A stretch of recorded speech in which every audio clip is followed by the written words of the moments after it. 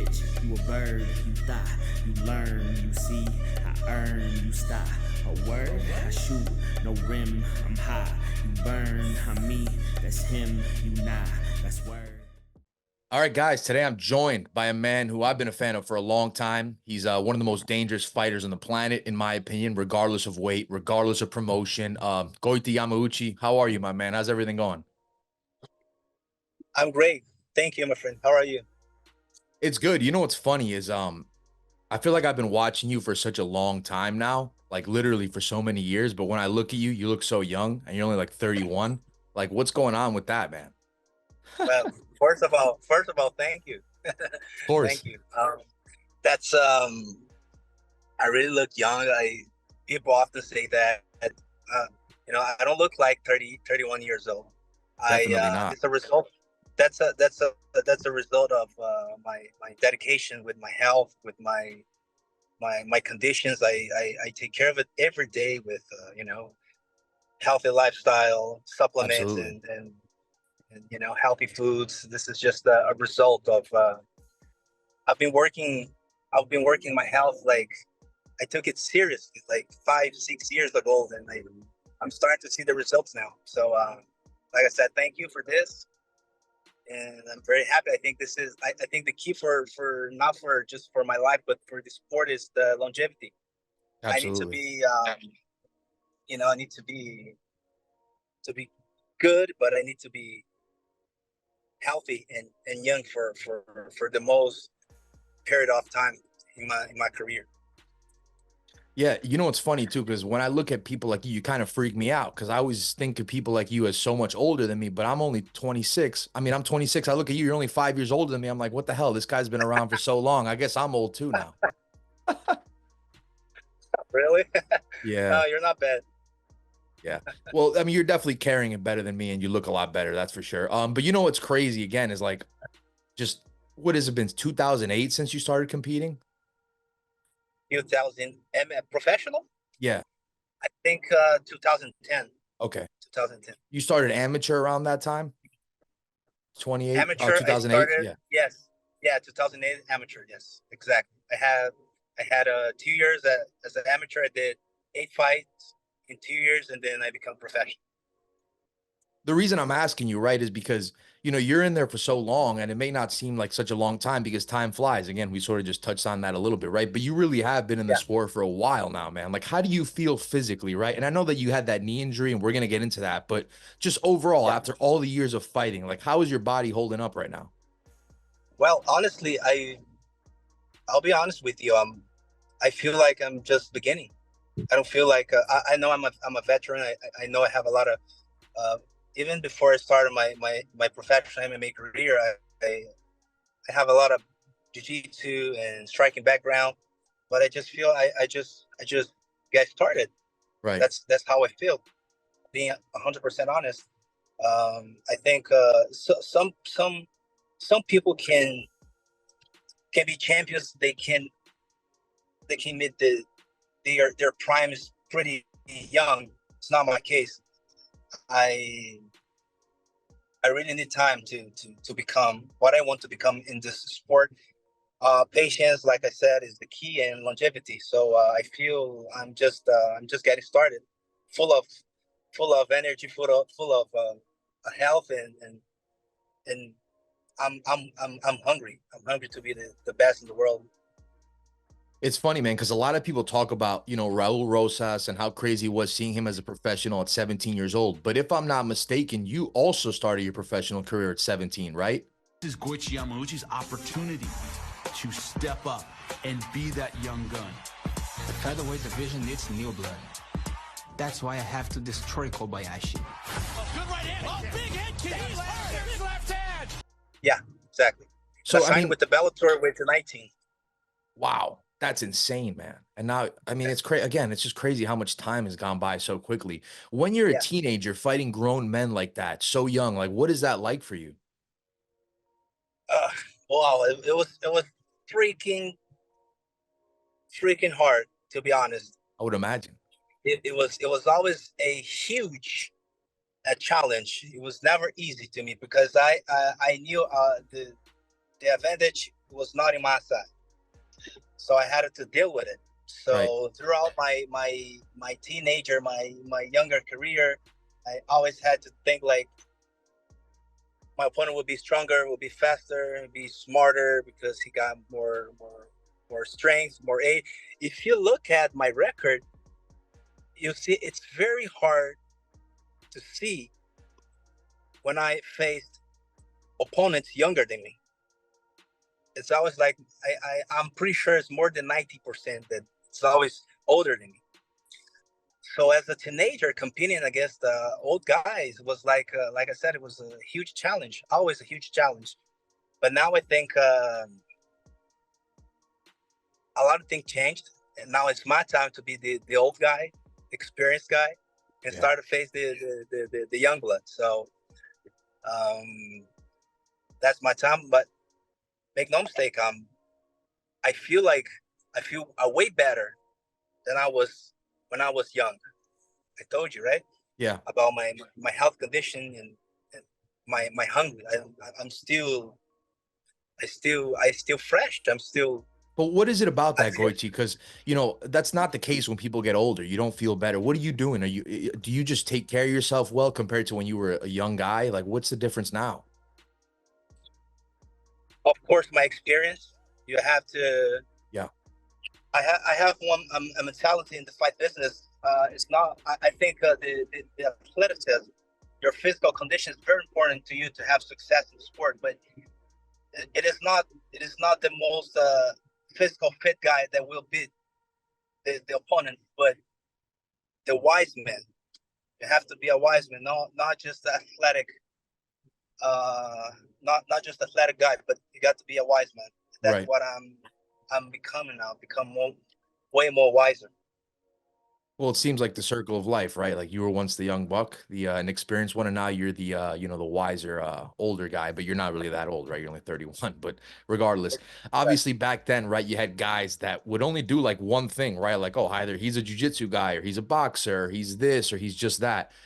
That wasn't the case for you, right? Like growing up, you really did make it a point to you know, be well-rounded, right? Like you grew up with jiu-jitsu, kickboxing. Is that accurate? Is that something that you wanted to make a goal of? And who was it that got to you at a young age and said, yeah, you need to start learning all this stuff, not just one thing? It was my uncle. Okay. He was my trainer for the most time in my career, and at that time the sport is not the same that what it is today, right? Today everybody knows everything. Sure. You cannot be just you know, a good striker, a world champion striker, world champion wrestler, world champion jiu-jitsu. You got to know it's the basic. You have to be good in everywhere, and that starts like for me 20 years ago.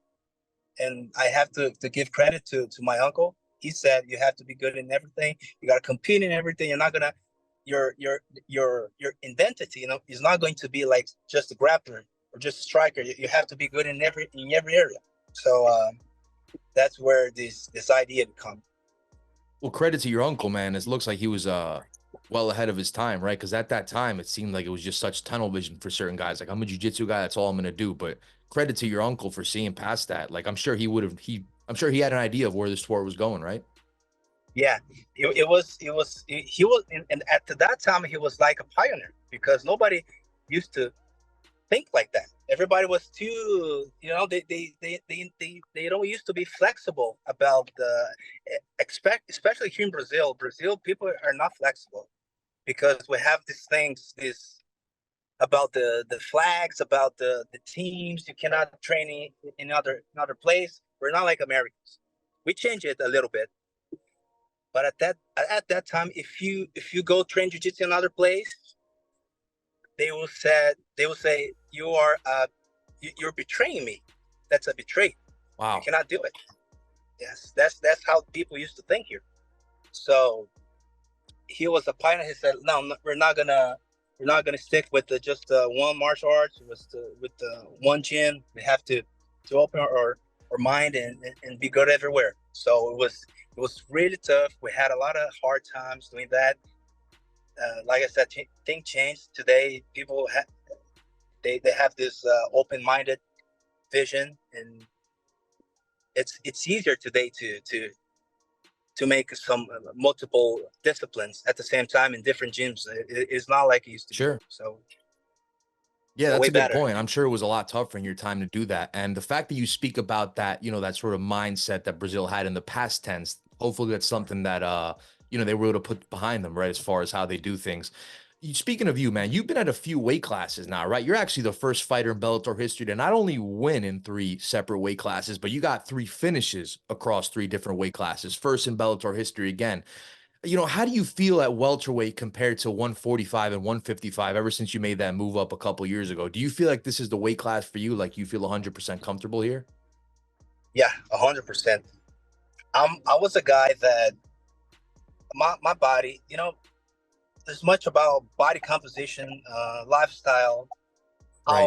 how's your bone, how's your muscle, how's your how's the brain works towards the you know your lifestyle. Yeah, sure. How you see food. There's a lot of things to put on the scale, but it's a way different. Now I can live a health lifestyle, a really healthy lifestyle. It don't used to be like this back in the 10 years ago, because I was to, you know, I was You were smaller. just to make weight. Yeah. Smaller, yes. Smaller and no energy at all. No energy at all. No energy to create things, to learn new things. I was just making weights. So was not that good. I will never be a champion in that weight class. So I went up to lightweight a bit better, but with the time, then started to get harder to make the weight.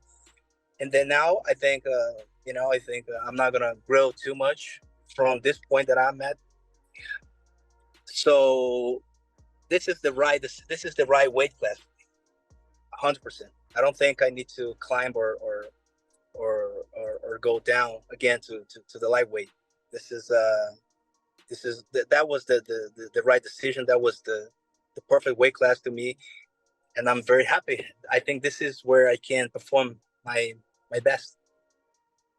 Let's stay on the subject of welterweight here for a couple of questions, right? Let's talk about the last time we saw you in action, right? That's something I like to do with the fighters. You took on Michael Venom Page in your last fight back in March. It was, you know, it was a big fight for the Bellator welterweight division, a very big fight. But you know, things happen, right? I mean, you go in there and it's a fight, right? I mean, crazy things could happen.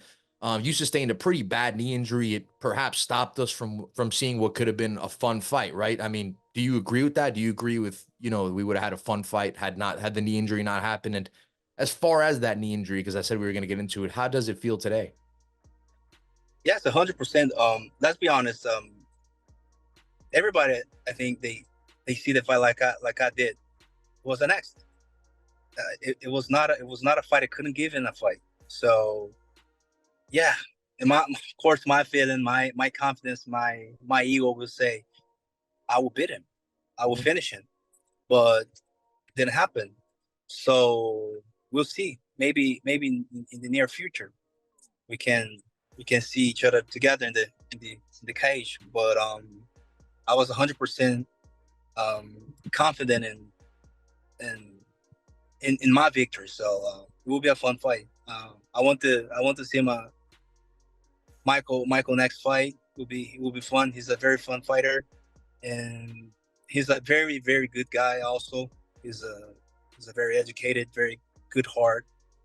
He always talked to me in the Instagram. He's a very good guy. Yeah, I saw he came up to you after the fight and everything. That was nice of him. Yeah, he's a really good guy. Yeah. And I wish all the best. He's a great person, a great fighter. And I know you think that way because in Brazil, it really is like you guys do take it like a legit martial arts. In Brazil, you guys are all about respect. There's no trash talk with you guys. So I'm sure when somebody can show you that sportsmanship after a fight, they can reciprocate something that you're quite familiar with. I'm sure that's always good, right? Yeah. Yeah, absolutely. So you brought up something interesting, man. You brought up, you know, perhaps seeing him in your next fight, this, that, and the other. You know, I think a big reason that people want to hear from you, a lot of the things that people may be intrigued with is to see sort of what's next for you, right? Because, I mean, I'd be lying if I said it hasn't been a crazy year, right? I mean, let's just start here, right?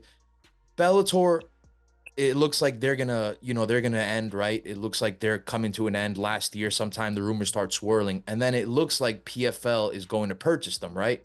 So now Yes. that yeah, at that time, right? PFL finally purchased Bellator. It's official.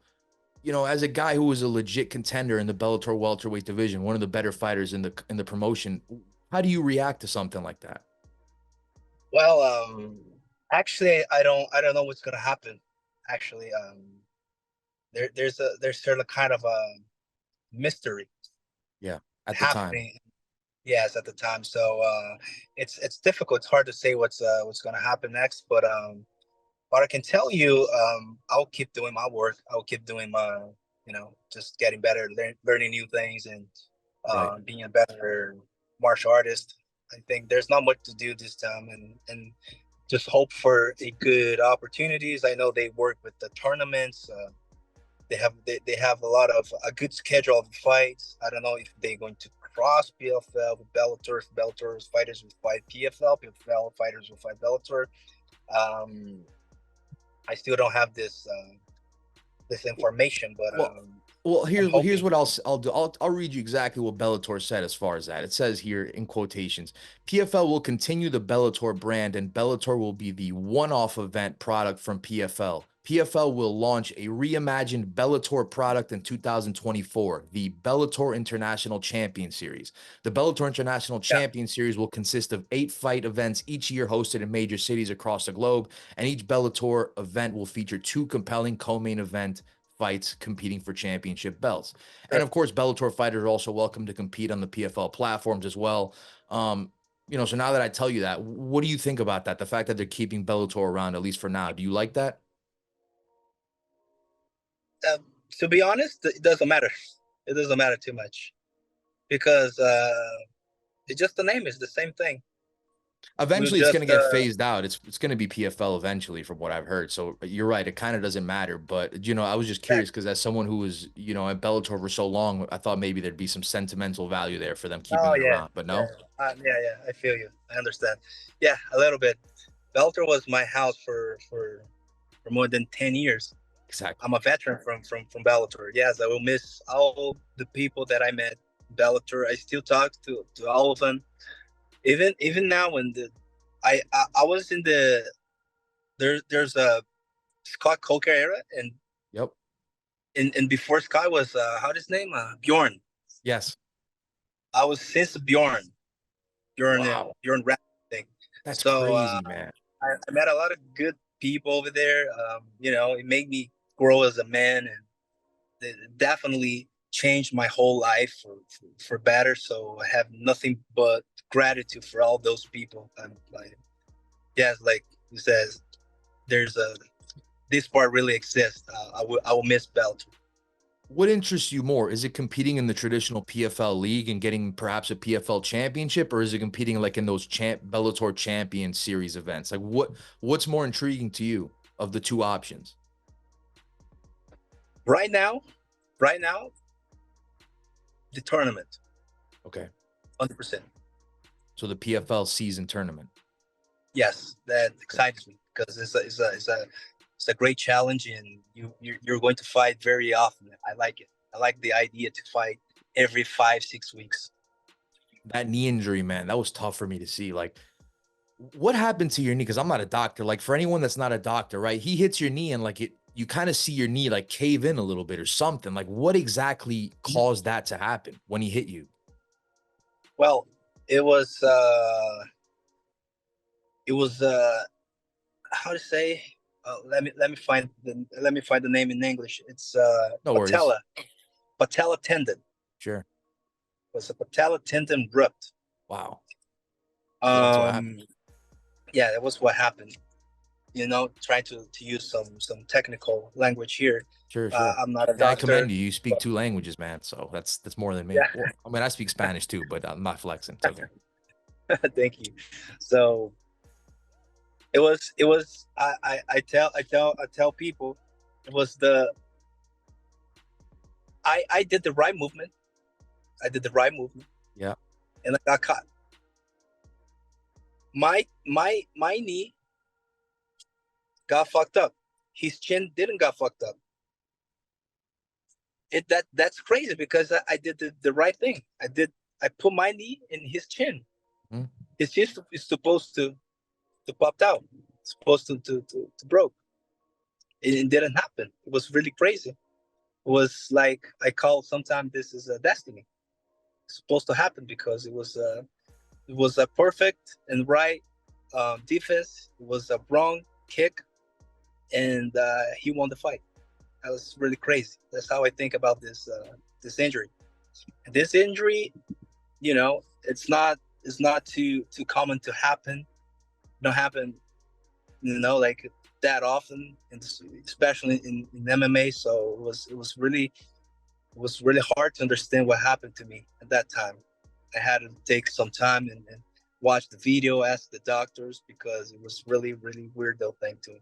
When did you notice that it was wrong? When you landed on it, or right when he kicked it, but before you planted it, did you feel it already, or did it take planting your foot to notice? Because it looked like once you planted your foot, you were like, oh yeah, my knee's gone. Yeah, when he kicked me, I put my leg on the floor. I thought, shit, my chin. I thought it was my chin, not my knee. Wow. And then when I saw it was my knee was like Damn. totally wrong. Yeah. I was like, well, what happened? And I started asking because I couldn't feel pain at all at that time. I was like, if I think we can put into place. I was thinking in the moment of the fight, and when I come back to home, and ask my friends and doctors, they said it was a pretty bad injury. So you need to treat it. You need a surgery. You need to stay a little bit out of the competition training. So yes, you have to get used with this idea because it was a pretty bad injury. Well, look, man, I'm glad you moved past that. Speaking of that fight, though, right? Another guy who's now in the UFC, Michael Venom Page. Again, you had a brief moment with him in the cage, so we don't really know how that fight would have gone. How do you see him doing in the UFC welterweight division? Do you think he can make some noise? 100%. He's a very good fighter. People think he got no grappling and wrestling, but you know what? Just it's just like me. Like we talked about in the beginning of this interview. He's a very experienced guy. You think he's a dummy? People think he's not going to train wrestling to compete against the UFC fighters. Of course he will. Right. And he will make in his way. He will make the way he think is good for him. I'm not telling he's going to be a champion. He's not going to be a champion. I think he's a dangerous fighter for every welterweight in the world. Yeah, absolutely. And fair enough, man, because I definitely agree with that. I mean, a lot of people think he's just flash, but he's actually a very good fighter. So I agree. Michael Chandler is someone else that you've been in the Bellator cage with, right? Not to talk about UFC. I was just curious because you've been in the cage with these guys. He's rumored to fight Conor McGregor. If Conor McGregor fights Michael Chandler, who do you think wins the fight? McGregor. Really? I thought you were going to say Chandler, to be honest. McGregor, because of the, I don't know, maybe experience and maybe we know both. They're not in their prime, but I think I don't know, McGregor. There's something else, right? Yeah. McGregor is he changed the sport forever, and I think even in the Michael Chandler's mind, McGregor's too big in his mind. He respects too much Conor, so Conor got this advantage. So look, man, we're still quite early in 2024, right? Brand new year. Do you have any goals, aspirations, or anything you're looking to accomplish this year? I mean, it could be MMA or just about anything else. Like, what are you looking to accomplish in 2024? Well, a belt and a lot of money. That's what I'm looking for. Hey, that makes sense to me. I mean, that's pretty simple, but that's about This right. this is not what of course what I'm going to looking for my entire life. But for this year, for short term goals, yes, make the most possible kind of money and get a belt to be the best in regards in the Bellator PFL. Yeah. I mean, you're 31, so I mean, you got to strike while the iron's hot. I get it. Your prime's only going to last so long, so that definitely makes sense. One last question, and I really do appreciate the time, man. Yeah. Any final message or update for your fans that have been following you all this time, right? Like, you know, you spoke and it seemed like not even you're entirely sure as to what could be next, but you are past the injury. You know, any messages for the fans that are sort of curious as to what's going on? Yeah. I mean, first of all, I just want to apologize for all my fans. I took some time off from my social medias, and but it's going to be, it's going to be worth, because I'm just working myself now. I have a post. I have, a great idea here in my mind, and very soon I'll be more present and interacting more, and not just apologize, but I want to thank you for all my fans, for all the people around the world that that recognize and like my work. Without you guys, we couldn't do it. Couldn't have done everything that we did. So just huge, massive thank you for all the people, for all the fans, for all the haters too, for all the people watching MMA around the world. Love you guys. Thank you. We love the haters, man.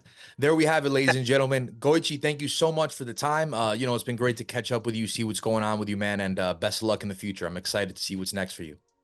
My pleasure, my friend. Thank you so much for your time.